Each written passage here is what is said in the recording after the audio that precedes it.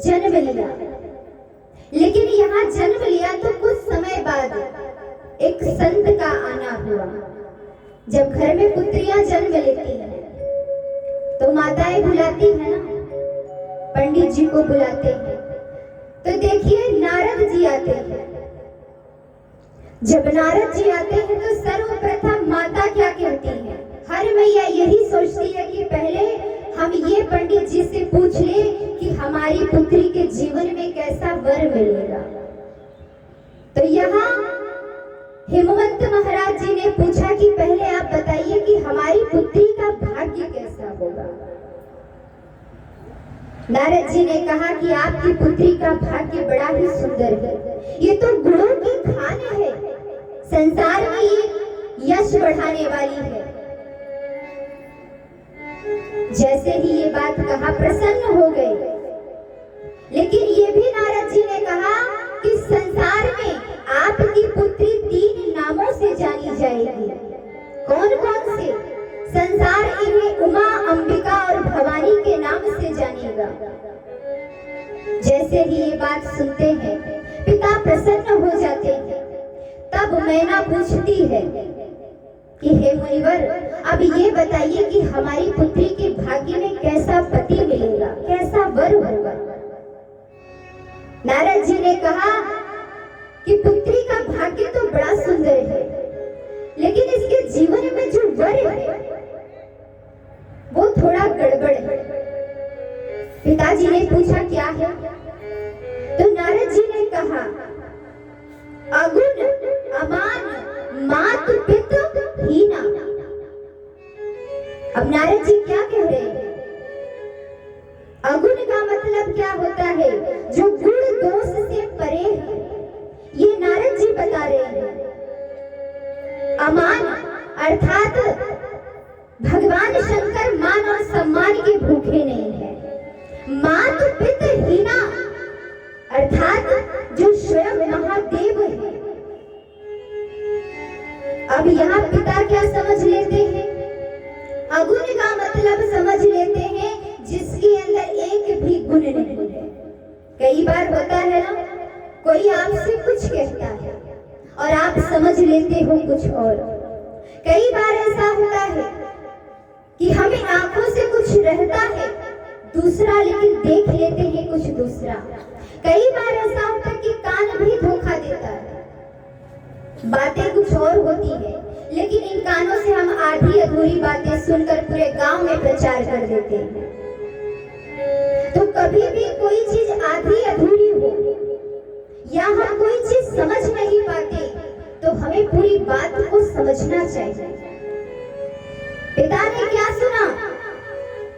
अमान, जिसका कोई मान सम्मान ही नहीं है। मातु पितु हीना, जिसका कोई परिवार में है ही नहीं।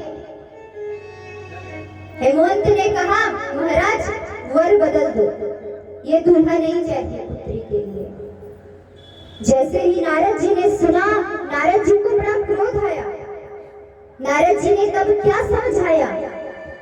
कह मुनीस हिमवंत सुन, जो विधि लिखा लीलार, देव दनुज नर नाग कोई न बैठन हार। नारद जी क्या कहते हैं? माथे पे लिखे भाग्य को कोई बदल नहीं सकता। इसे स्वयं ब्रह्मा जी ने रचा है, लिखा है, वो भी नहीं बदल सकते।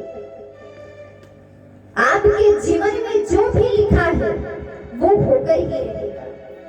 हम अपनी पुत्रियों के लिए वर ढूंढते हैं, लेकिन पुत्रियां जब जन्म लेती है तो वो अपना वर चुनकर आती है। यहाँ आने के बाद सब फाइनल होता है, लेकिन माता पिता का क्या है, उनके धर्म क्या है कि मुझे अपनी पुत्री के लिए सुंदर से सुंदर वर ढूंढना है, अच्छे से अच्छा परिवार ढूंढना है। लेकिन आप भले ही अपना कर्तव्य निभा रहे हो, कई बार होता है पुत्री के लिए माता पिता वर ढूंढने के लिए बड़े दूर दूर चले जाते हैं, लेकिन फिर भी अगर आपकी पुत्री के जीवन में कोई अनपढ़ लिखा है, कोई बहुत सुंदर पुत्री है, उसके जीवन में काला वर लिखा है, सुंदर नहीं है, तो आप क्या बदल सकते हो? विधि के विधान को आप पलट नहीं सकते हो। आप देखते हो कि 30 वर्ष की पुत्री हो जाती है, पिता ढूंढता रहता है, लेकिन बहुत दूर आप चले जाते हो जिस गांव के बारे में आपको पता भी नहीं है। भगवान किसी के द्वारा आपके पास भेजते हैं कि उस गांव में जाइए, वहां बड़ा सुंदर आपको रिश्ता मिलेगा। विचार करिए, कई बार होता है कि आपके नजदीक में ही कोई ऐसा वर होता है जिस पर आप ध्यान ही नहीं देते और ना जाने कहां कहां आप अपनी पुत्री के लिए भटकते रहते। ये क्या है? उम्र में आपकी पुत्री का लिखा है 30 वर्ष के बाद क्या होगा?